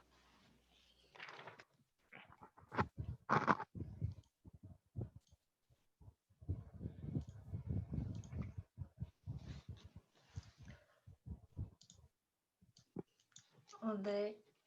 안녕하세요. 병자호랑과 천연두 그룹 평가의 국내 인조와 홍타이즈라는 주제에 대해 발표할 신윤서입니다. 먼저 반야기 병자호란이 일어나게 된 배경에 대해 살펴보도록 하겠습니다. 먼저 1592년 조선에 임진왜란이 일어나게 되는데요. 이 전쟁 당시 명의 도움을 받게 됩니다. 이 임진왜란 이후에 광해군은 전후복구 사업을 진행하게 되는데요. 후에 후금이 명을 공격하게 되고 명은 조선의 원군을 요청합니다. 광해군은 강성해지는 후금과의 마찰을 피하고자 중립외교 정책을 펼치고 있었는데요. 강홍립 장군을 보내긴 하였으나 상황에 맞게 판단할 것을 명령하였습니다. 이에 명에 대한 의리를 중요시하던 서인은 비판을 하는데요. 왜냐하면 임진왜란 때 명의 은혜를 입었기 때문에 명을 도와줘야 하는데 이렇게 상황에 맞게 판단할 것을 명령하는 것을 비판을 했습니다. 그래서 서인은 영창대군을 죽이고 임목대비를 유폐한 일을 구실로 인종반정을 일으키게 됩니다. 이 일로 인종반정을 통해 광해군은 이제 내려오게 되고 인조를 왕위에 앉히는데요. 인조는 명을 가까이하고 후금을 배척하는 친명배경 정책을 취합니다. 이는 곧 장묘호란의 배경이 되고 그렇게 후금과 조선은 형제 관계를 맺게 됩니다. 이후 후금은 청으로 나라 이름을 바꾸고 조선의 군신 관계를 요구하게 되는데요. 조선에선 척화파의 주장에 힘을 얻어서 이 군신 관계 요구를 거절하게 됩니다. 그렇게 1936년 병자호란이 발발하게 되었습니다. 이렇게 병자호란의 배경을 살펴보았으니 이제 병자호란의 과정에 대해 간략하게 살펴보겠습니다. 홍타이지라는 청태종이 직접 조선을 침략하게 되는데요. 열흘 만에 서울에 육박하게 되고 조정은 매우 당황을 하게 되었습니다. 강화를 수비하도록 하고 인조도 강화도를 항하려 했으나 길목이 끊겨서 강화도로 가지 못하였는데요. 결국 남한산성으로 향하고 다시 강화도를 가려 했으나 눈이 내려서 가지 못했다고 합니다. 남한산성에는 당시 50일 정도의 신념밖에 없었는데요. 이 상황에서 남한산성이 포위되게 됩니다. 산싸움 없이 자잘한 싸움만 일어난 채 40여일이 흐르고 서울은 조선의 계속된 협상 요구를 무시하는데요. 갑자기 홍타이지가 협상을 요구했다고 합니다. 강화도가 함락된 것을 알게 되자 인조는 출상을 결정하게 되고 그렇게 삼전도의 굴욕이라는 사건이 일어나게 되었습니다. 이를 통해 군신관계가 됨으로써 조선은 사실상 석국이 되고 북벌론이 대두하게 되는 배경이 되었습니다. 여기서 한 가지 의문은 왜 홍타이지는 협상을 재촉하였을까라는 점입니다. 이제부터 제가 소개해드릴 학설은 하나의 가설일 뿐임을 알고 계셨으면 좋겠습니다. 당시 조선에는 사연조가 매우 유행하였는데요. 엄청 많은 사람들이 죽어서 호원마마라고 불리기도 했습니다. 이건 제가 그냥 마땅한 자료가 없어서 그냥 간략히 그린 그림인데 홍타이지가 그러니까 당시 청해는 사연조가 늦게 유행이 되어서 사연조에 대한 면역이 없었어요. 이 사람이 면역력이 약해가지고 자신의 인근의 청나라 부대에 사연조 환자가 나왔다는 걸 알자 자신도 걸릴까 무서웠다고 합니다. 그래서 협상을 빨리 하자고 하였는데 이럼에도 삼전도로 인조를 부른 것은 자신의 미완이었던 황제 즉위식을 완성시키기 위함이었다고 합니다. 제가 그래서 홍타이지와 인조에 대한 주관적인 평가를 한번 내려보았는데요. 홍타이지는 일단 이 병자 흐름만 놓고 봤을 때는 칭찬할 점이 있다고 생각합니다. 홍타이지가 자신의 그 건강만 걱정되어서 협상을 빨리 하자고 한 건지는 모르겠지만 결국 결과론적으로만 보자면 홍타이지가 빨리 협상을 한 것이 결국 자신의 병사들을 천연두로부터 빨리 뭔가 보호하고 자신의 백성들을 살린 그런 행위였다고 생각을 하고요. 인조도 또한 삼전도의 굴욕을 보면 백성들을 위해 희생하는 행동을 하였다고 볼 수 있습니다. 이는 조금 칭찬할 만하다고 생각하지만 사실 인조는 칭찬보다는 비판받을 만한 점이 훨씬 많다고 생각을 하는데요. 좀 전에 병자호란의 과정에서도 말하였듯이 인조는 청나라 군대의 침입에 미리 대비하지 못하였습니다. 광해군과 달리 친명배경 정책을 펼쳐 결국에는 백성들을 죽음으로 몰아넣은 전쟁을 정묘호란, 병자호란 이렇게 두 번이나 이야기하는데요. 또한 이 전쟁들은 광해군이 아까 전후복구 사업을 해서 조금 조선의 경제와 기관을 조금 회복시키고 있었는데 이게 거의 회복되어 가던 국가 기반을 다시 파괴하는 계기가 되었습니다. 그리고 인조 반정 당시 이궐의 난이라는 게 일어났는데 이 난을 통해 북방의 정예 부대가 사라져버렸고 이는 곧 전쟁에서 완패하는 결정적인 원인이 되었다고 합니다. 그래서 결론적으로 인조는 미리 전쟁을 예비하지 못하였고 오히려 과거에만 연연하여 전쟁을 야기한 후금의 영향력을 몰랐거나 알아도 무시한 백성들을 완전히 생각하지 못한 그런 왕이라고 생각합니다. 인조의 사례를 통해 진정으로 백성을 생각하는 왕이가 어떤 왕인지, 즉 저희의 입장에서 봤을 때 좋은 리더는 어떤 사람인지 알 수 있을 것 같습니다. 감사합니다. 와, 와! 빨리 아다하세요. 수고하셨습니다. 참고로 그 홍타이지는요, 놀라지 마세요. 이번 수능 시험에 세계사에서 정답으로 나왔습니다. 중요한 인물이라서 여러분들이 만약에 수능에서 동아시아사 과목을 이제 공부하시거나 세계사를 공부하는 학생들은 꼭 홍타이지 업적을 정리를 하셔야 됩니다. 아시겠죠? 아이시인초로 홍타이지는 이제 만주족이죠. 그럼에도 불구하고 우리나라의 이제 접점이 병자호란이라는 부분에서 많이 이제 부각된 인물이기도 한데요. 그렇습니다. 인조가 백성을 버린 왕, 국방력을 전혀 고려하지 않은 왕이라는 게 붙어 있는데, 자, 윤서야. 근데 역사에는 과정은 없어. 그치? 가정은 없지만, 근데 광해군이라는 사람이 전후복구 사업을 했다고 한들, 자, 윤서 반찬 생각해보자. 그 당시에 이제 불타버렸던 토지대장 다시 살리고, 대동법 막 실시하려고 하고, 근데 알다시피 대동법도 맨 처음에는 많은 지주들의 반발이 되게 엄청 심했단 말이지. 그래서 경기도밖에 못했고. 거기다가 국가에 뭐 돈도 없어. 세금 안 거치니까. 근데 이런 상황에서 갑자기 군대를 만든다. 군사련 시킨다. 그리고 이때 들어왔던 무기가 바로 조총이거든. 근데 조총이 우리나라에서 만들어지는 무기가 아니었단 말이야. 뭐 키케야 뭐 몇 정 만들어지는 게 전부였기 때문에 그런 신무기 개발까지 아주 막대한 비용이 드는데 그런 비용을 왕이 감당을 못하니 자연스럽게 국방력이 소홀한 거는 어찌 말한다면 당연한 수순이 아닐까? 어떻게 생각하세요? 생각할 시간을 조금 주세요. 조금 아, 네. 생각을 해볼게요. 네네네. 쌤이 그러면은 윤선생 힌트를 드리면서 생각할 시간을 같이 드리겠습니다. 선생님이 이 말을 왜 하냐면은 여러분들이 중학교 때 역사 시간에 광해군의 중립외교와 인조의 그저 친명배급 정책을 같이 비교하게 되면서 여러분들이 만약에 광해군이었다면 여러분들이 만약에 인조 때 있었던 최명길과 누구지? 최명길하고 그 북벌로 그게 척화론이랑 주전론이 있었던 갑자기 미안합니다. 갑자기 까먹었습니다. 송시열인가? 자, 그런 사람들이 서로 싸우고 있어. 청나라를 후금 지금 쳐버려야 됩니다. 아닙니다. 화친 맺어가지고 빨리 평화를 돈 주고 사야 됩니다. 우리 아부해야 됩니다. 이런 생각인데 이게 그 당시의 사람이라면 현실을 고려하는 게 당연하지 않았을까? 자존심이 뭔데? 돈이 없잖아. 여러분들이 이제 한대사를 배워서 아시겠지만 우리가 박정희 정권에 대해서 긍정적인 경제 성장에 대한 평가가 있는 것도 어찌 말한다면 그런 시각도 있어. 왜냐하면은 당장 먹고 살기 힘든데 정치적 민주주의를 생각하기 어렵지 않습니까?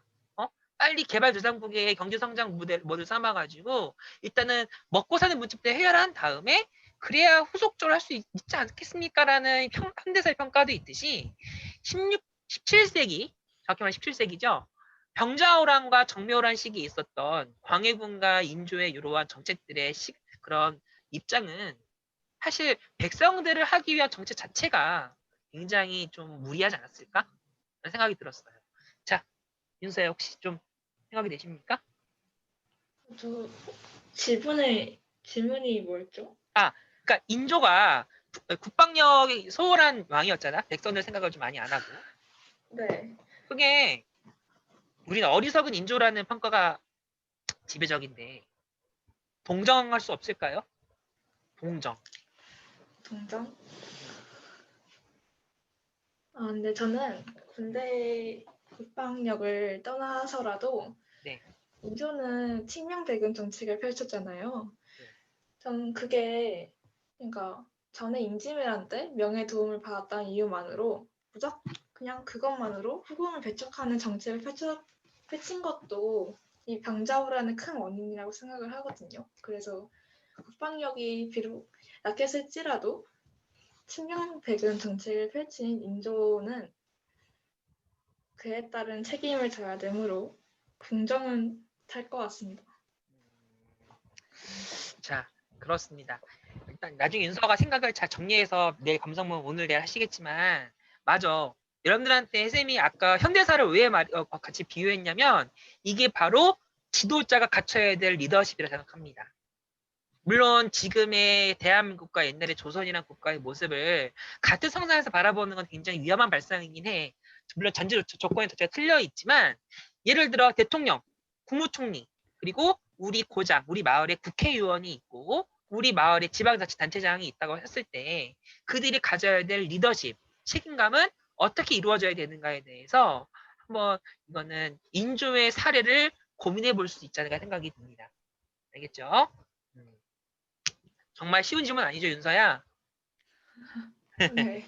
네, 잠시 후에 이제 근영이 발표도 이제 들어보겠는데요. 근영이가 현대사를 준비했습니다. 솔직히 말할게요. 우리 여러분들 살면서 앞으로 박근혜 국정농단 관련한 여러분들의 수업을 앞으로 살면서 못 들을 거야. 아마 고등학교 1학년 한국사 수업이 유일하게 마지막이라 생각이 듭니다. 네, 그래서 여러분들이 이따 근영의 발표를 통해서 우리 촛불 집회하려는 모습을 같이 한번 고민해보는 시간을 갖도록 하겠습니다. 자, 근영의 발표 시작해 주도록 하시겠습니다.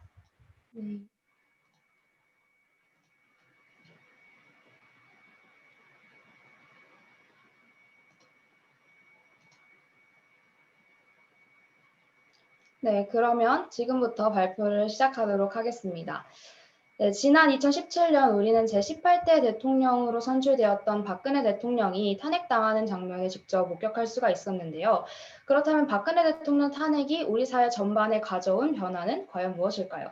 이번 발표에서는 박근혜 대통령 탄핵이 사회에 미친 영향에 대해서 한번 알아보도록 하겠습니다. 일단 먼저 탄핵의 배경부터 살펴보도록 하죠. 2016년 한 기자에 의해서 최순실의 국정농단 사건이 밝혀지게 됩니다. 일명 최순실 게이트라고 불리면서 법적으로 권력 행사 자격을 부여받지 않은 일반인이 국정 운영에 개입해서 국민들을 기만한 사건이었는데요. 이에 국민들은 장기적인 촛불 집회를 이어갔습니다. 박근혜 대통령의 탄핵과 이에 대한 철저한 수사를 요구하면서 이 집회에는 남녀노소를 아우르는 다양한 사람들과 계층이 화합하는 모습을 볼 수가 있었고 국민들의 정치적 발언까지 들어볼 수 있는 소통의 장이 되었죠. 이러한 국민들의 노력 끝에 2017년 헌법재판소에서는 박근혜 대통령의 대통령직 파면을 결정합니다. 헌법재판소는 대의민주제와 법치주의가 훼손됨에 따라 대통령이 자신의 의무를 다하지 않았다고 밝혔는데요. 이렇게 대통령 최초 탄핵이라는 새로운 역사가 만들어짐에 따라 우리 사회 전반에도 변화의 바람이 불어왔습니다. 과연 어떤 영향이 미쳤을까요? 일단 먼저 국민들의 정치 참여율이 증가하게 됩니다. 자료를 통해서 한번 볼까요? 제18대 대통령 선거에 비해서 제19대 대통령 선거에서는 약 200만 명이 더 늘어난 것을 볼 수가 있고요. 이는 총선에서 더 두드러지게 나타나는데요. 제20대 국회의원 선거는 에서 투표율은 약 58% 정도인 것에 비해 제21대 국회의원 선거에서 투표율이 66.2%로 약 8% 정도 상승한 것을 볼 수가 있습니다. 이처럼 국민들의 정치 참여율이 증가하면서 정책기관에 대한 국민들의 감시가 커지게 되었고 국회에서 정책을 결정하는 데 있어서 시민들의 목소리가 더욱더 잘 반영되게 된 계기라고 볼 수가 있을 것 같은데요. 그렇다면 좋지 않은 영향은 과연 무엇이 있었을까요? 바로 이념 갈등입니다. 이제 광화문에서 흔히 볼 수 있는 태극기 부대가 이에 대한 예시라고 볼 수 있을 것 같은데요. 태극기 부대는 박근혜 대통령을 우호하는 세력입니다. 이로 인해서 그렇지 않은 세력들과 갈등을 빚고 있는데요. 이러한 이념, 정당 갈등은 정치적인 세력 키우기로 이용이 되고요. 흑백 논리가 퍼지면서 우리 편의 말은 모두 옳아라고 하는 새로운 공식이 일반화되기 시작합니다. 이로 인해서 합리적인 정책 결정 과정에서도 큰 영향을 미칠 수밖에 없는데요. 그렇다면 우리는 이러한 악영향을 해결하기 위해서 어떠한 방법을 시행할 수 있을까요? 일단 먼저 정당의 이익이 아닌 국가의 이익을 위한 정책을 마련해야 합니다. 정치인이 이러한 태도를 가질 수 있어야 하는데요. 자기 세력 늘리기에 급급해하면서 반대파가 제시하는 모든 안건에 대해서 반대를 요구한다면 국정 운영에도 차질이 생기고 전국은 정체될 수밖에 없습니다. 또한 시민 개인도 이념에 대해 생각하는 국민 인식의 변화가 필요한데요. 자신이 믿는 정당에 대한 복종적인 믿음은 사회 공동체에 대한 결속력을 무뎌지게 할 수도 있고 또 지지 정당에 대한 부패 또한 묵인할 수 있는 경향이 있기 때문에 이에 대한 국민들의 깨달음이 필요합니다. 또한 언론의 역할도 굉장히 중요한데요. 언론은 중립성을 가진 언론의 확대가 필요합니다. 미디어 접촉이 많은 지금 색깔을 가진 언론을 우리는 몇 개 살펴볼 수가 있는데요. 이런 언론들이 쓴 기사를 보면 국민들이 폭넓게 생각하는 그런 것을 방해하고 오히려 흑백 논리가 확산이 되는 증폭제의 역할을 할 수가 있습니다. 그래서 중립성을 가진 언론의 역할도 지금 이 상황에서 굉장히 중요하다라고 볼 수 있는데요. 우리는 박근혜 대통령 탄핵이 가져다준 여러 변화들을 살펴보고 이념 갈등과 같은 그런 악영향을 어떻게 개선해야 하는지 이러한 조치에 대해서 생각해 볼 필요가 있습니다. 이상 발표 마치겠습니다. 감사합니다. 와!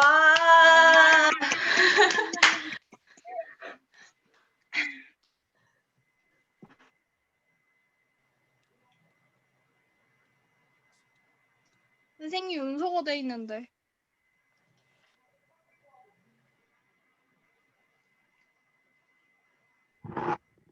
하겠습니다. 와, 수고 많았습니다. 자, 선생님 하고 싶은 말은 어떤 게 있냐면요. 일단 첫 번째로, 잠깐만.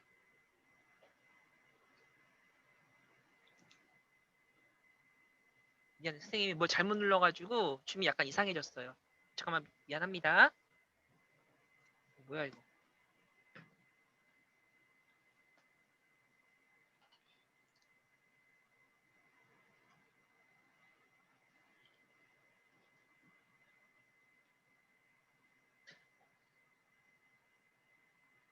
잠깐만, 미안해요.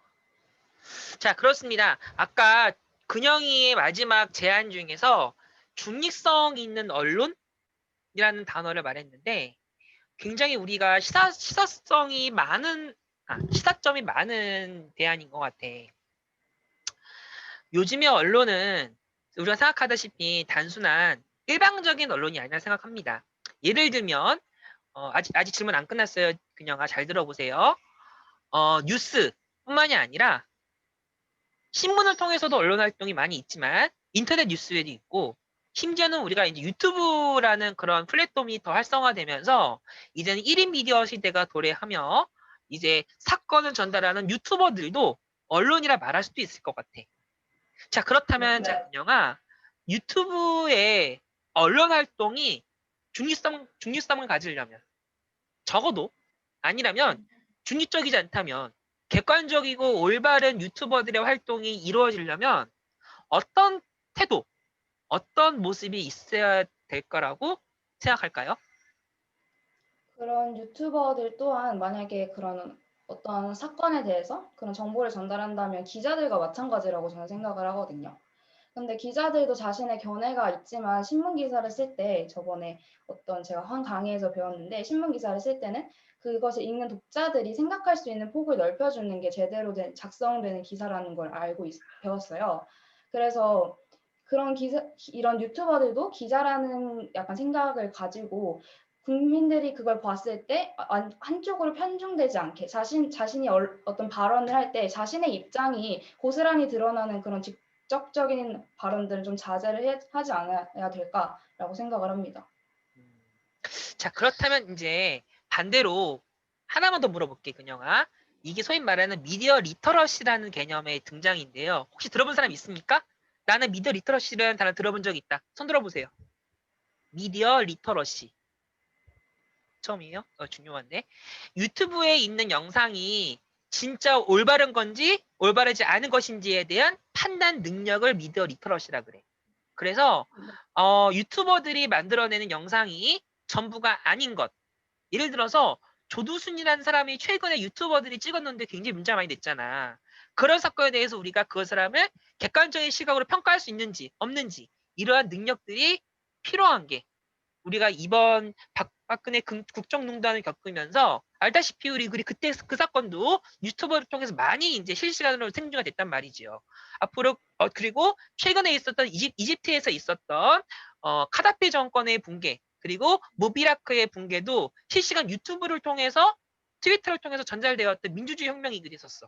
우리는 이런 사례들이 결코 남의 일이 아니라 우리들도 리뷰들도 독자들도 이러한 생각을 가져야 될 필요성을 우리가 가져야 되지 않을까라는 여러분들의 결론으로 오픈된 결말을 만들어 보도록 하겠습니다. 근영이가 이러한 설명에 대해서 잘 한번 본인의 생각으로 녹여내시길 바라겠고요. 여러분들도 마찬가지로 감상문 작성이 가능하시면 오늘 오후 5시까지 선생님이 지금부터 여러분들 단톡방에다가 적어드리겠습니다.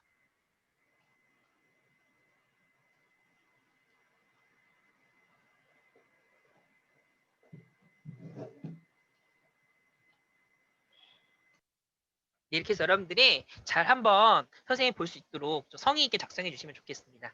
자, 1년 동안 한국사 공부하나 정말 수고 많으셨습니다. 선생님이 여러분들한테 하고 싶은 말도 참 많고 사실은 우리가 많은 것을 생각하고 고민하는 수업이 되길 바랬는데요. 여건상 그러지 못했던 점이 굉장히 아쉬운 것 같습니다. 선생님이 여러분들한테 한번 수업하면서 말했던 것처럼 우리 김지호 쌤과 함께하는 한국사 수업의 취지는 국사라는 관어를 굉장히 싫어하는 실감표사님 국사를 쌤 너무너무 싫어한다고 말했잖아. 국가에 대한 맹목적인 충성심이 아니야. 그런 걸 말하는 게 아니라 우리는 여러분들이 역사 공부를 통해 객관적인 사실뿐만이 아니라 여러분들이 주변 사람들에 대한 과거의 모습과 현재의 모습에 대한 배려, 나눔, 이해력 여러분들한테는 선생님 그거를 바랬던 수업이 되기를 바랬는데요. 여러분들도 같이 그런 생각을 통해 이타적인 생각 그리고 다원주의적인 관점을 진효쌤과 함께하는 수업에서 배웠기를 바라고요. 부족한 부분이 있다면 여러분들이 내년에 배우실 수 있는 동아시아사 수업과 고3 때 있을 세계사와 현대 세계의 변화라고 하는 역사 수업이 있습니다. 거기서 다시 만나서 조금 더 공부를 할 수 있는 계기가 되기를 진심으로 바랍니다. 아시겠죠? 자, 영상 하나 보여드리겠는데요. 이 영상은 선생님이 세계사 오래 공부했었던 고3 언니들한테 하고 싶은 말인데 단어만 한국사로 바꾸면 여러분들한테 하고 싶은 말 그대로가 되겠습니다. 영상 보시면서 마치도록 하겠고요. 영상은 이렇게 잘리겠지만 소리는 그대로 나갈 거기 때문에 여러분들이 소리를 위주로 들어주시면 되겠습니다. 네, 영상 보고 오늘 수업을 마치도록 하겠습니다. 좋을 것 같습니다. 네, 지금까지 선생님과 함께 여러분들이 궁금해했었던 질문들을 토대로 해서 기말고사를 대비하기 위한 답변으로 강의를 마무리 지었습니다. 여러분들한테 이 사실 오늘 강의가 마지막 수업이 될 것 같아서요. 여러분들한테 인사를 드리면서 이양하라고 하는 수필가의 그 문구 하나를 따와서 여러분들한테 안내해 드릴까 합니다. 네, 여러분들이 요즘에 그 수필이 수능 완성에 출제되는 지문이라고 하더라고요. 사실 선생님 같은 경우는 이거 고등학교 2학년 때 2003년에 그 나정수라고 하는 이제 그 문학 선생님께서 수업 시간에 마지막 멘트를 하셨던 말씀이 이제 기억이 나서 이렇게 알려드리는 겁니다. 네, 나무를 굉장히 좋아하는 수필가였는데요. 소나무는 진달래를 내려다보되 깔보는 일이 없고 진달래는 소나무를 우러다보되 부러워하는 일 없다. 그래서 소나무는 소나무대로, 진달래는 진달래대로 만족하라는 말을 하고 있습니다. 여러분들이 배워여자 고등학교라는 이 공간에서 주변 친구들과 함께 이제 같이 밥 먹고, 같이 공부하고, 또 같이 이렇게 자기도 하고, 이러한 이제 똑같은 생활을 보내왔지만, 이제 여러분들이 다가올 수능, 그리고 대학을 통해서 나중에 대학을 졸업하고 나서 각각의 사회생활, 뭐 직장생활, 아니면 뭐 가정생활을 꾸리게 되면서 서로가 다른 길을 걸어갈 것을 생각이 듭니다. 자, 그렇다면 여러분들은 이제 그러한 이제 남들과의 다른 삶을 다른 환경에 처하게 되는 그 첫 번째 그 갈림길이 되는 것이 수능이 되지 않을까 생각이 들어서 여러분들이 이제 어찌 보면 수능을 통해서 나타나지는 결과 그리고 대학이라는 타이틀을 갖고 나서의 결과를 통해 여러분들이 경계해야 될 점을 말씀드리고 싶은 거예요. 남들과 다른 대학을 갔다고 해서 남들과 다른 사회생활을 한다고 해서 여러분들은 나보다 아랫사람 상대적으로 나보다 대학을 못 갔다고 해서 그 친구들 그 오빠 언니 그 후배 사람들에 대해서 절대로 깔보지 마시고 또 잘하지 마시고 반대로 그렇지 못했다고 해서 나보다 잘 나가는 사람들이 많다고 해서 절대 그들한테 열등감을 갖고 좌절감을 갖고 인생을 포기하지 말아라 라고 하고 싶은 말이 사실은 선생님 하고 싶은 결론이기도 합니다.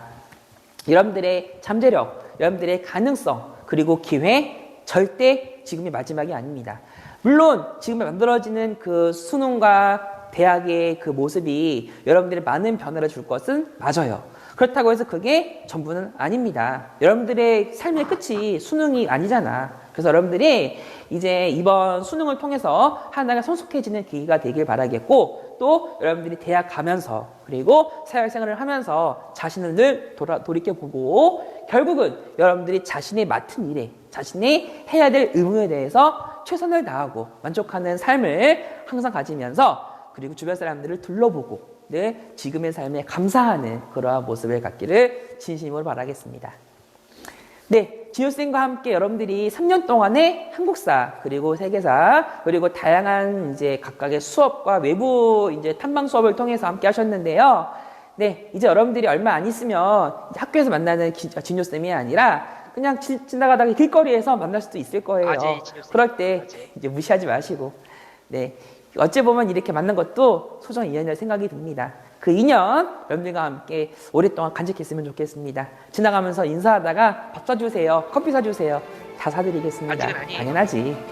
그리고 네, 여러분들이 앞으로 꽃길만 걷고 앞으로 성공하는 삶, 그리고 여러분들이 더 힘찬 미래로 도약하는 삶이 되도록 선생님은 항상 여러분들한테 응원을 할 것을 약속드리겠습니다. 자, 오늘 마지막 인사드리고 이번 강의를 마무리 짓도록 하겠습니다. 지효쌤과 함께하는 세계사 공부, 여러분들과 함께하는 세계사 공부는 다음에도 계속됩니다. 여러분들 그동안 공부하느라 수고 많으셨습니다.